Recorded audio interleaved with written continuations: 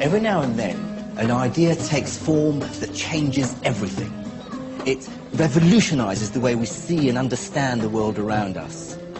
I believe that just such an idea took form in the medieval Islamic world. It's the idea that everything, from the stars above to the workings of our own bodies, is not arbitrary or whimsical, but subject to certain systematic rules. And what's more, that we humans can work out what those rules might be.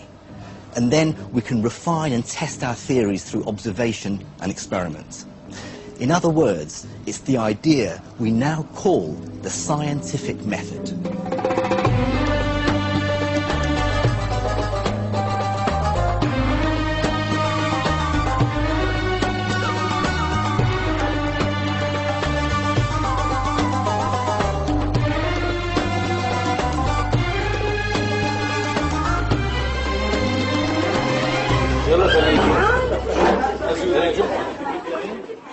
For me, the story of the scientific renaissance that took place in the medieval Islamic world is a personal one. This is my cousin Samir's house in the Iranian capital Tehran. I haven't seen some of the relatives on my father's side of the family in over 30 years. This is my not so tall but very beautiful Auntie Anisa.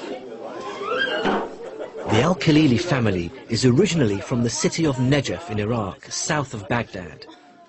In fact, I grew up in Iraq. But when Saddam Hussein came to power, the family split. Many of the Al-Khalilis fled here to Iran. As my mother's English, I came to Britain with my parents.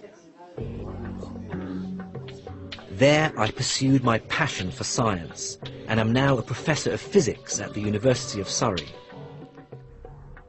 But now I find that my own scientific work and my Arabic and Islamic heritage are intertwined.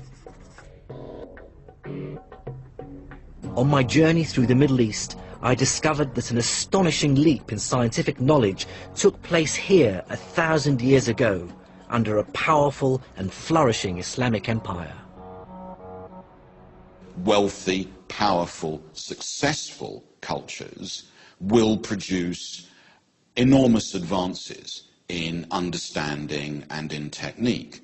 And that's just what we find in Islam, in Baghdad, under a series of successful, powerful, wealthy and self-confident Islamic regimes. Over 1,000 years ago, the Islamic Empire was the largest in the world. It governed an estimated 60 million people. That was over 30% of the world's population. I found an archaeological fragment of this glorious past in a suburb of Tehran, not far from my cousin's house. These ancient walls, tucked behind a back street on the outskirts of southern Tehran, are literally all that remain of the ancient city of Ray, the city that the great Persian geographer Al-Muqaddasi described as one of the glories of Islam. Of course, Ray was just one of a number of cities that flourished under early Islamic rule. From Baghdad, its capital, the empire spread across thousands of miles, from North Africa through to Central Asia. Cities like Al-Askar, Basra, Merv, Gurganj, Bukhara, each powerful and thriving cities. Each would have been rich in trade, alive with culture. Each would have had its own libraries, its own academies.